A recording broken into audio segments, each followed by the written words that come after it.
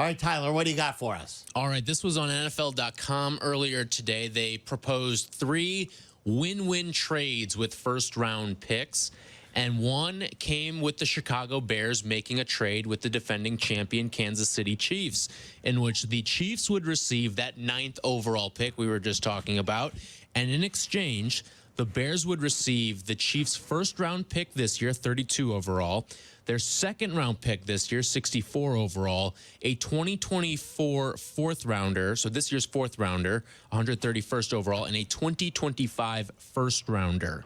I ask you this. What is the furthest back you would be willing to trade in the first round if you were moving out of 9? Mid-teens? I don't want to go back to 32. Me neither. And again, I don't even want to trade back at this point because if, in fact, the quarterbacks are all taken 1 through 4, you're picking 5th.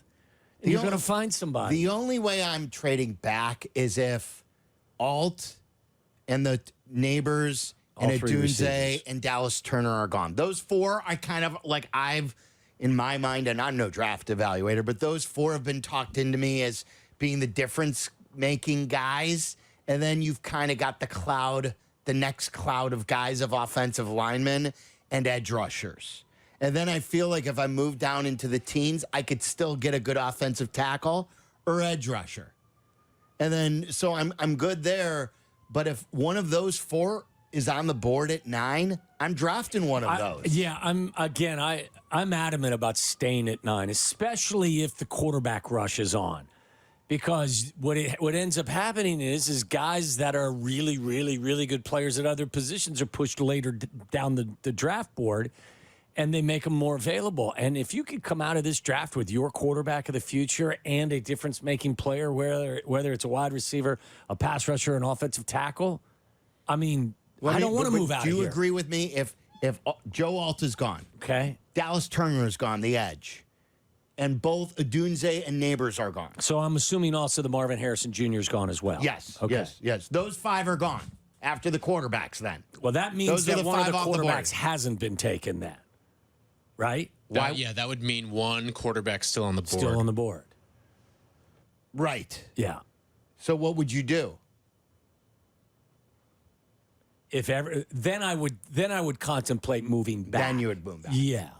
Especially because it's a quarterback spot. Right. Somebody could come up and you give could you get the Vikings or the Broncos in a little bidding war there. Yes. Like, that's a wanted commodity. At that point, if only 3 quarterbacks have been taken, then you probably can leverage that 9th overall pick for more. Or else one of those guys that the 4 should be available.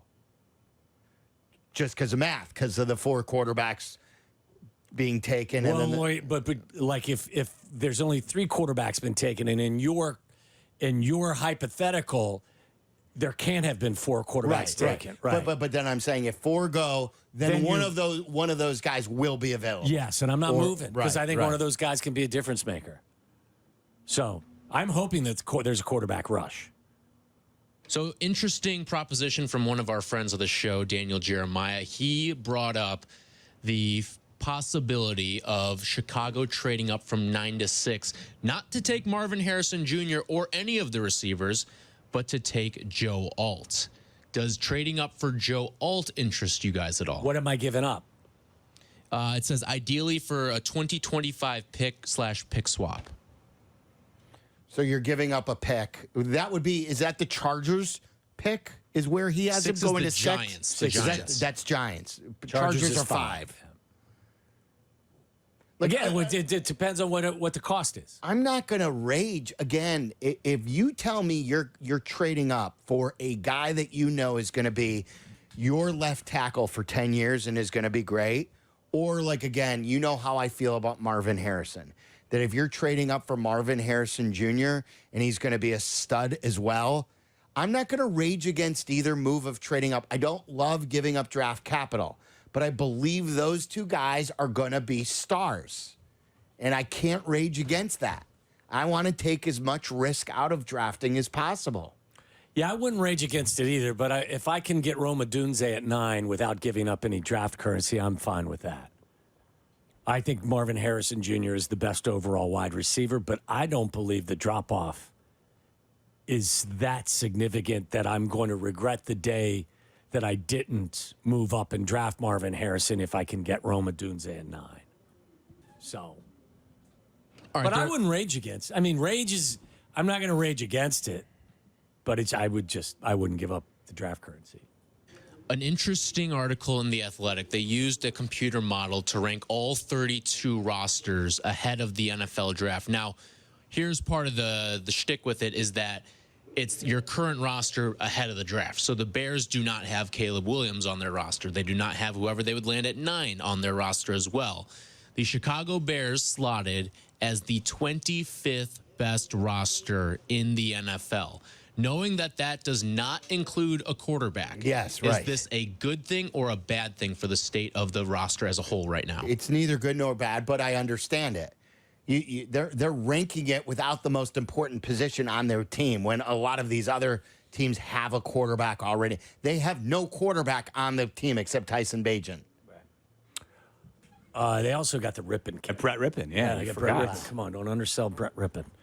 I would still think they'd fall higher up the list. I don't think they're Without complete. a quarterback? I don't think they're complete, but Now here's who's ahead of them? It's last Who's in behind the them? it's last in the NFC North. I understand that. Teams that are slightly ahead of them, basically, I'll go all the way up to 20. But time out. The If the Vikings don't have a Vikings don't have a quarterback. quarterback either. Well, they have Sam Darnold. That's better than what the Bears have, Okay, right? that's fair. Good retort. So the Saints are 24, the Vikings are 23, the Steelers are 22, Bucks 21, Patriots 20. The Bucks, look how far the Bucks made it. And the Bucks are at what, 20? 21, yeah. Behind the Patriots. The Patriots. Yeah.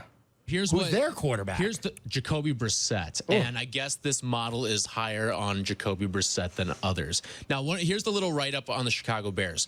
I think this is a tad low, and the future looks bright in Chicago. The offensive skill positions are good, and the offensive line has potential despite not ranking too high in the model.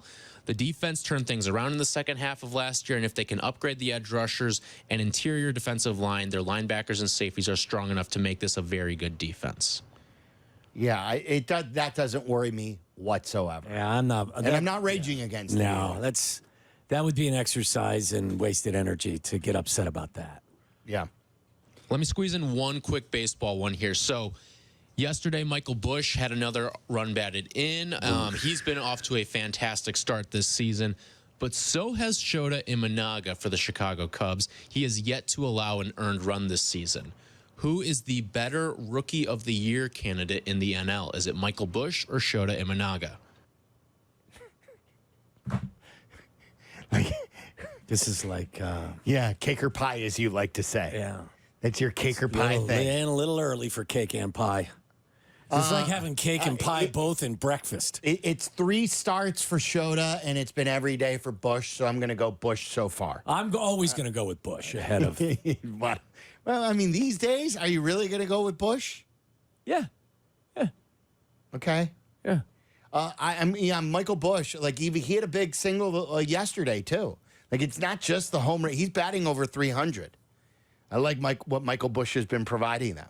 When's the last time you had a Bush beer? It's been a long time. Tasty. Is it like from the Anheuser-Busch, obviously, umbrella? Yeah. And like, yeah. Okay, we'll have one. This is another one of the, okay, it's time to draft. Yeah, Articles, yeah, Bill wait, Barnwell's all trades mock draft. Yeah, to pay that off on the other side. Okay. Because I also have a branch out on something Tyler asked regarding the roster question.